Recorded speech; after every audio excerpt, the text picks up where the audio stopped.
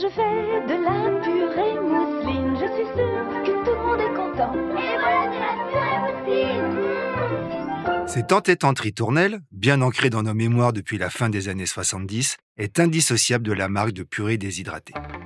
Vous écoutez C'est pas nouveau, le podcast du particulier qui retrace l'histoire d'un produit iconique de notre quotidien.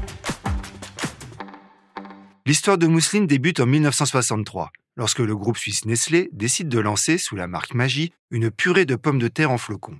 À cette époque, les femmes commencent à travailler, mais elles conservent encore l'exclusivité des tâches ménagères. Mousseline veut les libérer de la corvée d'épluchage pour leur faire gagner du temps en simplifiant ainsi la préparation des repas.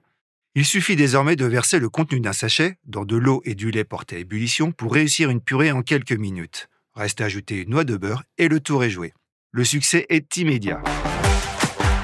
En 1967, Nestlé décide donc de consacrer une usine à mousseline dans la Somme. La purée se compose de 3 variétés de pommes de terre, la Binge, l'Astérix et la Fontane, cultivées à quelques dizaines de kilomètres du lieu de production. Un choix stratégique, car il en faut 5 kilos pour faire 1 kilo de purée mousseline. Pour s'installer durablement dans les placards des Français, la marque est judicieusement soutenue par des publicités télévisées. La plus connue apparaît sur les écrans en 1979. Elle est inspirée d'un air de la comédie musicale La Mélodie du Bonheur. Elle y présente une mère de famille qui sert la fameuse purée à ses enfants tout en entonnant « Quand je fais de la purée mousseline, je suis sûre que tout le monde est content. » Le réalisateur Jean-Paul Rapneau, à qui l'on doit entre autres Cyrano de Bergerac et Les Hussards sur le toit, revisite en 1986 La Belle et la Bête pour le compte de Mousseline. Mais Nestlé décide de se séparer de la marque en 2022 et la cède à un fonds d'investissement français. Le récent propriétaire compte donner un nouvel élan à sa purée en flocons. Le logo est changé en 2024, mais il reste parfaitement reconnaissable.